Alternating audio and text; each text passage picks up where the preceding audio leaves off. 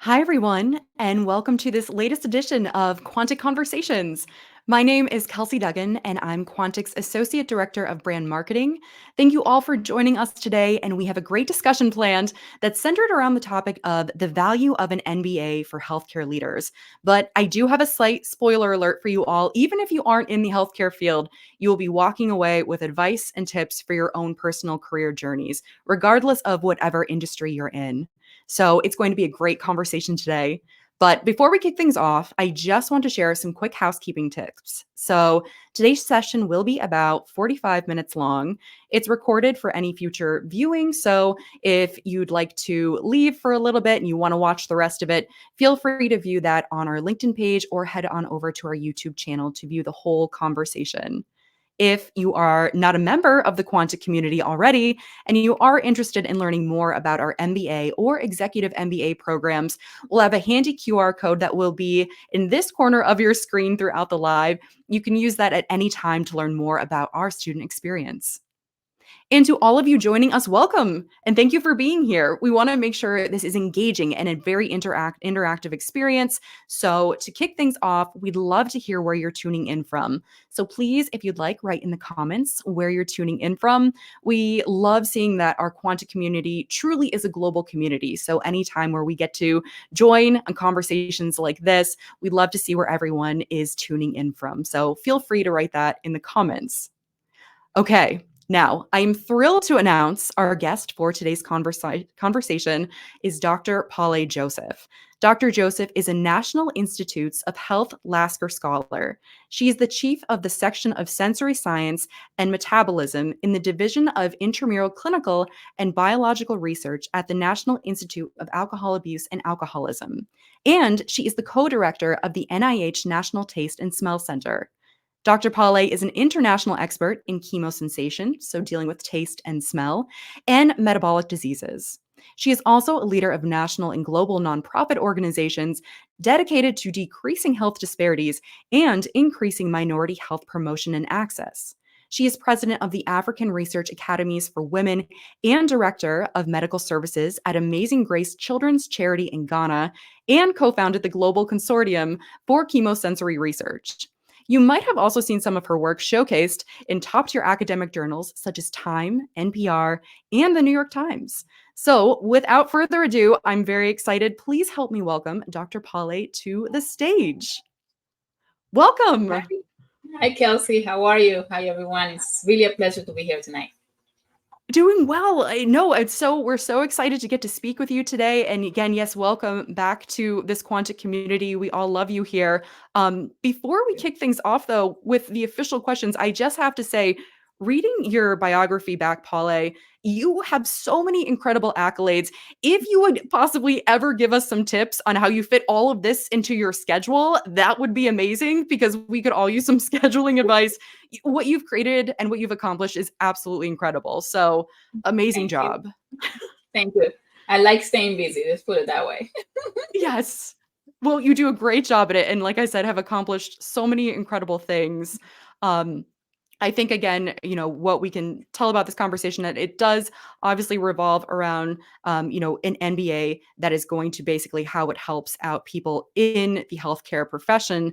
So to kick things off, I'd love for our audience to get to know you more through your own words. So when we hear these, notions of sensory science, metabolism, I feel like they've been kind of hot topics in the news lately. But could you please tell us a little bit more about your work, your role, and your kind of overall experience in this very much so ever-changing field? Thank you so much, Kelsey. And it's really an exciting time for this area of research, and even more so, I think COVID highlighted the importance of sensory science, specifically looking at taste and smell. Often, as you and I have discussed, many people don't necessarily think about their sense of smell, or even, maybe of taste a little bit more because of the enjoyment of food, but don't necessarily consider it like as an important topic. It's to the point that, if you ask people in general, like which of the senses they will give up, often they will say it's the sense of smell. But as I said, thanks to unfortunately, thanks to COVID, it has really highlighted the importance of this area. And just in general, like sensory science really intersects with various fields like biology, psychology, health sciences to really explore how our senses work and how they influence our perceptions and interactions within the world around us. So just like we need vision to be able to interact with the world around us, we also need these other senses. So we need sensory science. The study of metabolism also plays a very crucial role, and this is the area where my lab really focuses on, especially in understanding how our bodies convert food into energy, how it regulates weight, and maintain overall health. So this focus on metabolism within sensory science has grown due to the increased awareness of metabolic diseases like diabetes and obesity, and really looking for alternative dietary and lifestyle interventions that can prevent these conditions. And another big area that my lab focuses on is really trying to understand these senses and their interactions with alcohol use and other addictive behaviors. So it's been really an exciting time, and I'm really thrilled to be really working in this area even before it was, on the news. No, absolutely. Thank you for that background. And I feel like it's so true. It's been really an exciting time. And I'm sure you're witnessing it firsthand where there are all these incredible breakthroughs happening right now in your field. And so to be able to, again, just be there at the forefront witnessing this, I mean, what a time. It's just truly incredible. No, it's super exciting. So when we think about that, so obviously there was a lot going on with COVID-19, long-term COVID, dealing with these sensory issues. We have these metabolic conditions. You are not only dealing with the science side of this, but there has to be this kind of collaboration between healthcare and business sectors. And I feel like even more so now than ever, they're being increasingly emphasized. So that has to be a really, you got to get that nice balance. Could you share some insights into the importance of this collaboration, kind of what you've seen and how it could potentially improve healthcare outcomes for patients? Yeah, no, that's a fantastic question, and especially because one of the things that we have learned over the last 4 years is that team science and team like collaborations across industries is very important, especially to solve some of these major issues. We cannot really get through this in isolation, and really the partnership with industry in particular, when scientists, is very important to really bring forth innovative ways, especially within our area, like for taste and smell, where we need better tests, right? So we need to also, while we develop the science, we also need to find ways in which we can improve in certain tools, and working with whether it's different partners in the health industry, and as well as startups that are really looking into ways in which we can actually improve the way in which we can measure things, and for these different tools to be available for providers across, whether it's primary care providers or neurologists. We need that partnership and to see if it works, and how can we improve it. So I often, we often have a saying that diverse minds bring forth more innovations, and we really need that. And I think that partnership between individuals that might see this as through a different lens is really empowering, especially for me as a scientist and a clinician. I love that answer because I feel like, again, the healthcare industry, no matter what field anyone is in that's watching today, that's amazing advice because where that collaboration is, where that partnership is, diversity in thought and ideas, that's kind of, for lack of a better words, where the magic happens. And that's how these innovations come about. So absolutely love that answer. And it's a very positive outlook on where all industries, I guess, are kind of going. Absolutely. So we talk about this idea of partnerships and dealing with business sectors. We talk about all of the incredible research you and your team are doing in this realm of healthcare. This is an extremely loaded question, and I'm sure very hard to answer. But is there maybe one success story in your career journey, or maybe just one very particular meaningful moment that stands out to you that you're like, wow, like this is truly impactful. Again, I'm sure it's very hard to pick from out of everything. Wow, like just to pick one, I think that there's been a number of different things in the last couple years. And I think one particular one, you mentioned the Global Consortium for Chemosensory Research that a group of us were able to put together. And I consider that as a huge accomplishment because, it was kind of bringing people from different industries together, like scientists, journalists, patient advocates, individuals from industry, what the different business sectors together to really try to solve the question of why people when COVID are losing their sense of taste and smell, and to be able to have a community of over 600 people across 60 or 70 countries was really impressive. And to also see how the science was impacting policy right away. Like it was like, if you want, many people who are watching, and including myself, often got asked, did you lose your sense of taste and smell, right? Like during the pandemic. And these were questions that were added because of the emerging science that was happening. And to be able to see this in action, I consider that, amazing accomplishment in general. So, I think that there's going to be a lot more coming out of this, but I think to be able to see that was really powerful. That had to be incredible. And I mean, you were honestly doing groundbreaking research at that time. Like you said, it was this new emerging science that none of us had ever dealt with. So to lead that team is truly amazing. So that's a very meaningful and impactful moment for yourself, but also for all of us watching. So thank you for But that research.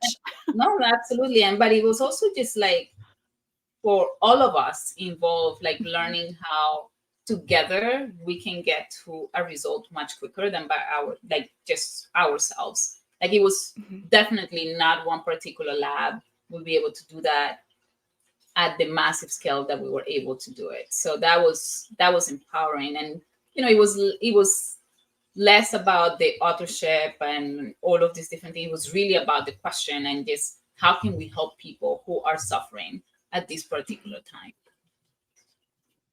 Completely.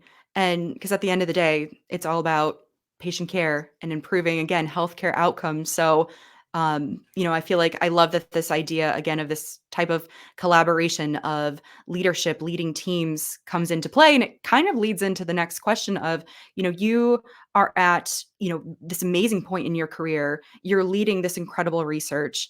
You obviously, you're at the top of the top in your field. At what was kind of the catalyst where you said, "You know what? I think I'd actually like to pursue getting an MBA?" That's another that's a Loaded good question. question. Another question. And also to do it in the middle of a pandemic, right? Like it was taking care of this issue and at the same time deciding to go back to school. But for me, the decision was very simple. I would put it that way. I felt like whether it's healthcare or as a scientist, you get trained right on the scientific method. All of these processes. But I think like the training on business thinking, how to become like leadership abilities and how to lead teams, I think it's something that is not really taught much in school. And I think after when I look at the whole picture and I see myself managing a large budget, managing large teams, and I really felt the need to really understand this language of business. I feel like, and I think we talked a little bit about this at some point, but like I felt like whether you're running a church, running a lab, running a hospital, I think that understanding these basics of business models is extremely important, especially in this day and age. I feel that is as basic as really understanding economics. So for me, I felt like I wanted to be empowered by learning the language. It was similar to when I decided to do my PhD looking into genetics. I needed to understand that language to be able to speak that language.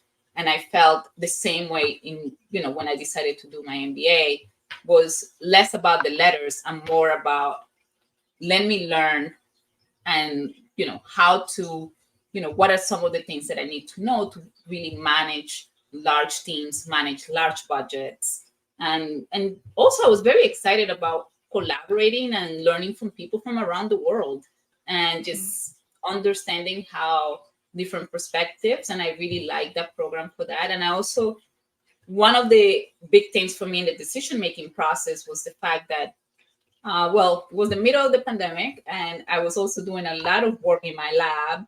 I couldn't necessarily leave, I wasn't planning on leaving my job and leaving the lab for 2 years. So I felt like, doing a program that was virtual was really the most practical way, especially based on the goals that I had, which were really to understand the underpinnings and how I can learn this and apply it into my industry as a scientist and as a healthcare worker.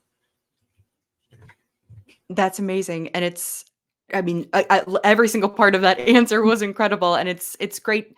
It's funny because I feel like there is this common thread that we see with a lot of our learners, where regardless again of what industry people are in, there is this want kind of for learning, like you said, this business language, that having this background in business, they're already doing amazingly well in their niche, like you are, and they just want again that kind of confidence to be able to understand this business language, these new aspects, be able to, being able to just kind of forever continuously learning. So I love that. That's why you chose to do this. um, Absolutely. but speaking of that though, so you mentioned you are leading these incredible teams. You are getting your MBA. It is the middle of a pandemic when you are doing all of this. And as you mentioned before, you are leading this team of this completely new science, these new experiments, dealing with people that are losing their taste and smell in real time, which again, it's literally unprecedented times. I think again, regardless of what industry you're in, we've all dealt with, very stressful times, that being extremely stressful. How did you successfully manage to lead this team during, again, very unprecedented, very extreme times?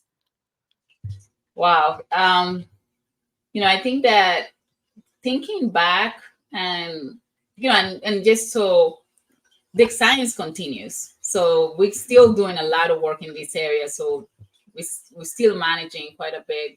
At least I'm managing a large lab. And, it's just kind of also, and when I think about it, it's like meeting people where they are and really communicating daily and just being transparent of where we are.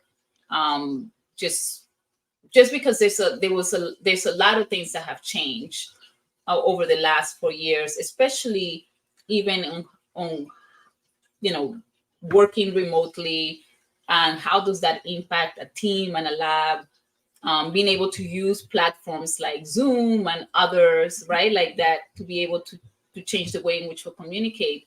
So we really needed to adapt to the new reality. And I think that as we all adapted, it made managing the team a little bit easier, but also to understand that not everybody was at the same place. It was not easy for most people, and it's still not easy for a lot of people who, are now transitioning into being back in the office. And what does that mean? And, how do you balance the different things? And as a leader, you have to really think about all of that, especially when you have a large team. And not only that, also, like, we have a large number of collaborators around the world. So you also have to adapt to maybe having a meeting at 3 o'clock in the morning Eastern Standard Time versus, whatever time it is in Tokyo. So I think that just being flexible and having that flexibility to adapt across different time zones and understanding the values that many people on the team is bringing and where they are. It's important to be able to manage, especially large teams, and where I love everybody that you feels like they're contributing to something, you know?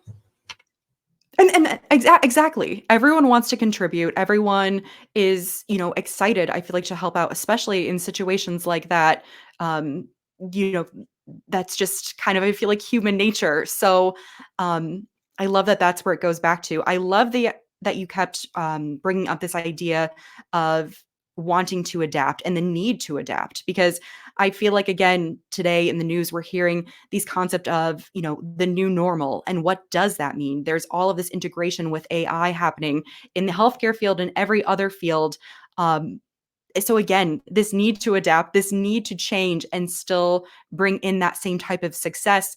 Again, very loaded question, but when we're thinking about leading, teams and sometimes high stress or high stakes scenarios, regardless of an industry, is there any specific advice that comes to mind for you where you find it very helpful, or that if someone is looking for advice, you'd be like, yes, I wish I knew this? Yeah, I think the best advice that I got that I really live by is being transparent and communicating often with the team. I think that, and also being able to recognize the contribution of people and highlighting those contributions.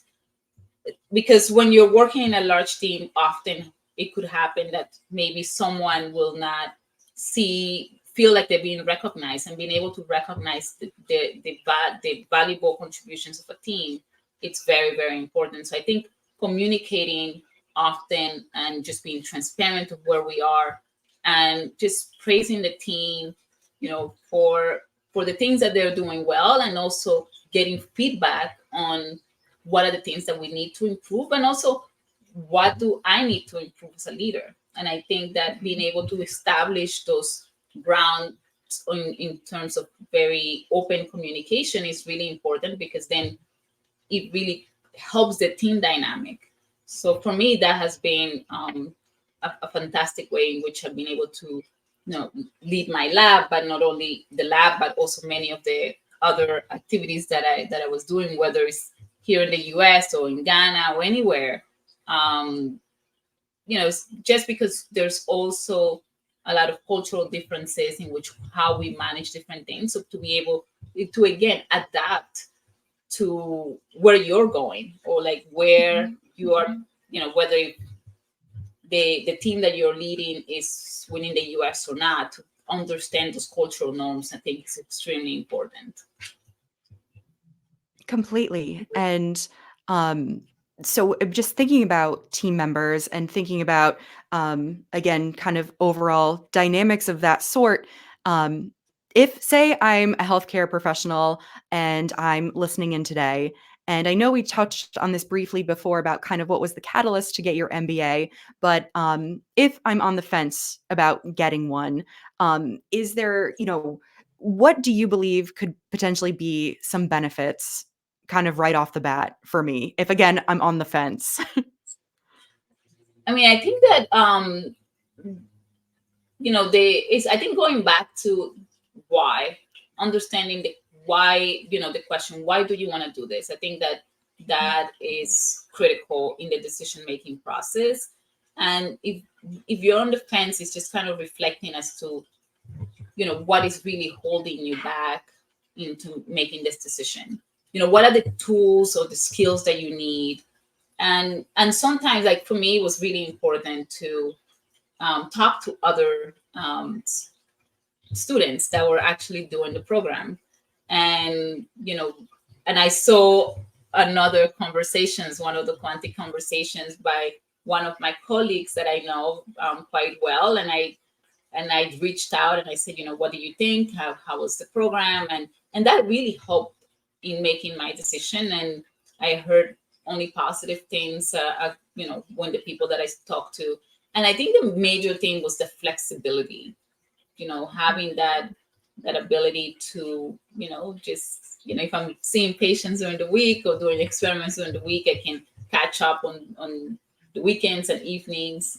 And I didn't necessarily feel like it was taking time from other important things like my family, right? So kind of being able to balance all of those different things and the flexibility. Sometimes maybe I was a little bit behind just because, of everything that was going on, and the communicating when individuals that were say, oh no, it's okay, you can take a little bit more time here, and that was great.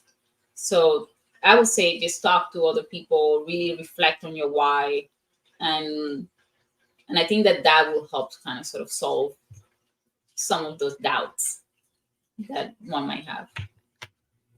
Completely. No, no, absolutely. I completely agree with that answer. And again, we can all learn some time management skills from you as well, Paule, because you have done an incredible job at that, at balancing everything. Um, and so I guess in a weird way, speaking of balancing, so when it comes to emerging trends, obviously in the healthcare field, there are many. They're constantly popping up. Um, are there any specific trends, though, or areas of focus that you believe will significantly impact the healthcare landscape in the next coming years, if we just had to guesstimate? I mean, I think you mentioned a little bit of the AI stuff. I think that just the implications of the utilization and the application of AI in healthcare and science in general, I think that that's going to be transformative. And, we've been having a lot of conversations about the ethics behind it. What are some of the, the good, the bad, and the ugly? Like, we need to think about all of those different things. But I think that I think it's one of those areas that is really going to transform things even more. And just the application of it, and how is it going to impact patient care and patient outcomes? I think that we're still in the early phases of that, but I really believe that it's an area that is just going to boom, and we need to be ready for it if it's not already booming. If it's not already booming, exactly. And speaking of patient care as well, before this conversation is over, I absolutely want to give you time to speak about the fact that you are a leader in amazing nonprofit organizations. And so at the end of the day, it is all about patient outcomes, patient care, access to that type of healthcare. And so if you wouldn't mind just telling us a little bit more about those organizations, I think that would be wonderful. And then also, just as a side note on that, maybe how getting your MBA potentially even helped you in the nonprofit sector there.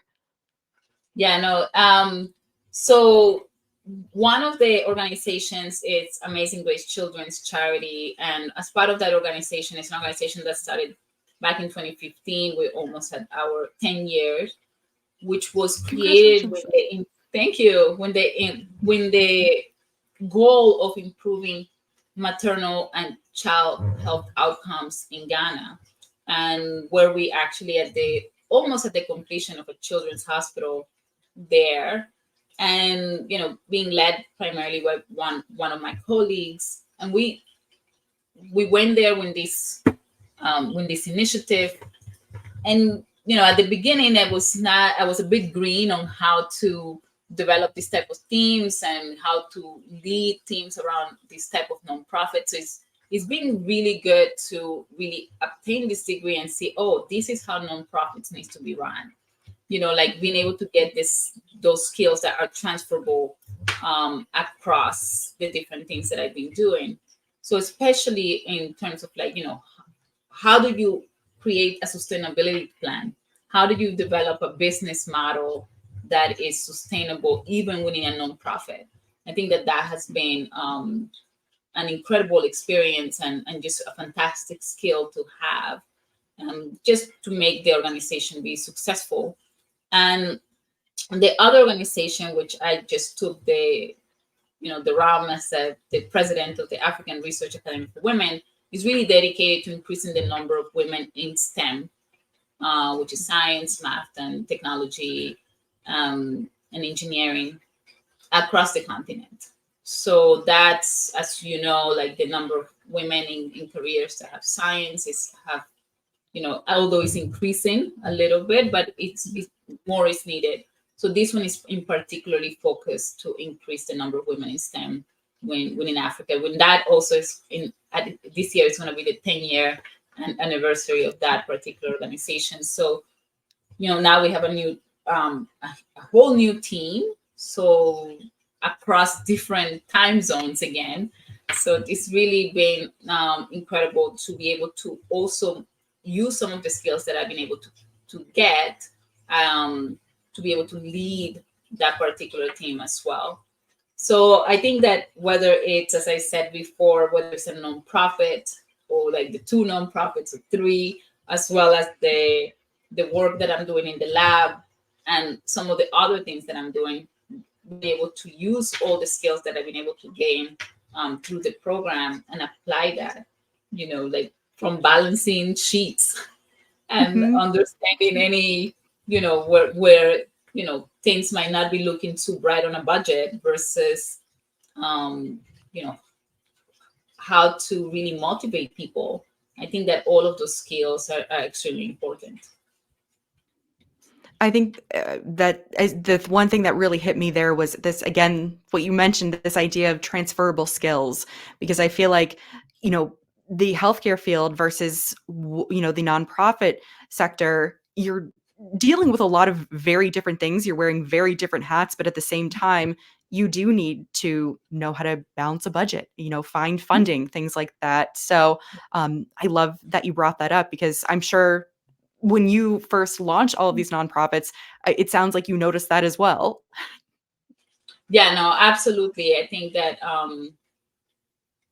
and it's just that after, like, we have very like ideas, right? And we need to think of how to operationalize those ideas and how to develop a plan that is actually sustainable. The key is sustainability across whatever it is that you develop. So, and the fact that you cannot do it alone, you need people around you that are motivated, around the goal and the mission and the vision of that particular organization. So, and also, how do you brand, the different things that you're doing and how that resonates with the public as well? I think it's extremely important. And when you talk about, again, this idea of, a mission statement, and obviously, having end goals in mind for whether it's, again, in nonprofit healthcare sectors. Say if I'm a business leader listening to this conversation today, how can myself or my team support healthcare professionals in kind of adapting to this, again, rapidly changing regulatory environment, evolving industry standards? Again, if it's all about collaboration, creating these partnerships, what can I do today to be helpful when it comes to that? I think one of the things that is important is creating opportunities for individuals to grow within an organization. Because, as you said, things are changing very rapidly, and the ability to have devoted time to learning some of these evolving, whether it's science, whether it's technology, I think it's important.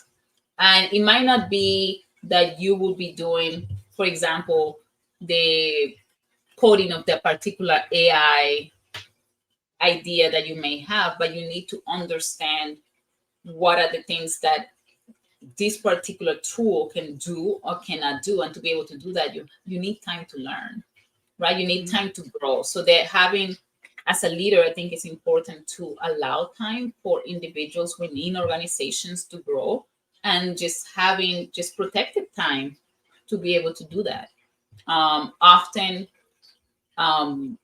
one of the things that happens is that individuals just don't have the time to devote to continue learning, right? So even if those things are available, but providing time for individuals to be able to do that, I think that it's important. And I've been really, I think, blessed to have the time to devote to learning, and just have the support to be able to do that. completely agree. Having the support, having the time to grow and just have that career development, that again, personal growth development in our day-to-day lives, in our own career journeys. It really is so key and so essential just to kind of take that next leap in our journey. Um, so that was kind of on the business side. So going back to the healthcare landscape, and again, kind of again thinking about this idea of growth and change and wanting to just constantly better ourselves. How do you, and again, this is a theme here, loaded question, but how do you kind of foresee the role of healthcare leaders almost evolving so that, they can meet these potential future challenges and what is also seeming to be amazing opportunities right around the corner? Yeah, I think you keep bringing those loaded questions to me. Yes, thank- Uh, no, like how do I see things evolving? I mean, I think that over the last few years, things have been evolving in the healthcare community. We're seeing more and more people like with, you know, precisely MBA degrees, right? Where they really, I think there has been a shift in how, you know, hospitals are being run, and a number of different things. And I think one of the things in particular is being able to stay on top of these emerging changes. And it goes back to the last question that you had in terms of like how do we stay current to those changes, is really having the opportunities to grow and seeking those opportunities. Sometimes, I talked about as a leader providing those opportunities, but sometimes the truth is that some places might not create those opportunities. So what do you do, right? I think you just need to realize that it goes beyond that particular job that you have today, and just having that investment in yourself to learn, right? It's you investing on yourself, on your personal growth and in your career growth. And I think that is important. And as you do that, you'll stay on top of what is going on. And that really makes you a better leader, even within the healthcare industry. And just again, this idea of again the self growth, being able to just better yourself so you're set for the future. Just thinking along the lines of that, is there any type of skill set that you think that people should kind of put at the front of their list? Again, regardless of their industry, but if they are in the healthcare industry, is there anything specifically that stands out to you that they should really have that at the top of their checklist so that they're ready to go? I think I have a few. I think that leadership development is important. Just devoting time to really improve as a leader, it's critical. I would say that also in terms of communication. I think that's another thing that they don't teach us very much, right? In terms of, how do you communicate your message to the public? How do you communicate your message to the people that are part of your team and to other members of the organization? And I think that whether and I would just not necessarily categorize this as only science communication, but communication in general is important. How do we leverage social media and other types of media to dismantle myth and to just communicate the public even more and more? And I think that really dedicating time to gain those skills, it's extremely important. Extremely important. I think that is one of the things that I've been personally devoting a lot of time on, but I think that more it would be important for most leaders and people to be able to do that. So I will say like maybe those two things. I think if I give you more, we'll go over time. No, I know everyone is writing these down now. So those were wonderful answers. Um, we are almost out of time, but I think so. The last question I would like to ask, and I feel like it has been a very common thread throughout this entire conversation, is this idea of balance. And you obviously do it extremely well. You're dealing with multiple disciplines, you're dealing with nursing, science, nutrition, public health, policy. You're doing, this all in the midst of when it was a global pandemic. You're getting your MBA. You're leading these nonprofits. How do you effectively navigate and kind of integrate all of these areas throughout your life? And if I'm someone there, listening to this conversation today, do you have any advice for how kind of they can do the same, or they can, stick their feet in a different industry if they're thinking about it, and just kind of being able to follow their passions regardless of schedules, and again, just diversity of interests? I think the key is something you just mentioned. I think when you're passionate about something, believe it or not, you find time. I think that you definitely find time around to be able to do those things. But I think the key is not necessarily balance, but integration, and just finding a way in which you can integrate these things on your day-to-day life, right? Like on just because balance really implies that there's a 50-50 here and something is being lost in between. But I think integrating the things that you're doing across your journey, it's important. I think I mentioned to you, we have 2 kids, and if I'm going to Ghana on a medical mission, they're helping me win the bags and putting together some of the donations. So it's really part of, like, that's how I see integrating things, right? Like everybody's pitching in and collaborating, but also realizing that the ability to do most of these things is really not a solo sport. It's having support, and having a supportive team and a supporting environment and a supportive community. Just developing communities that have similar thought processes, that have similar values. I think it's important. And you open and close your eyes and realize, oh, it's 10 years now. I'm still doing this. So we have made this much progress, and we have gained so much.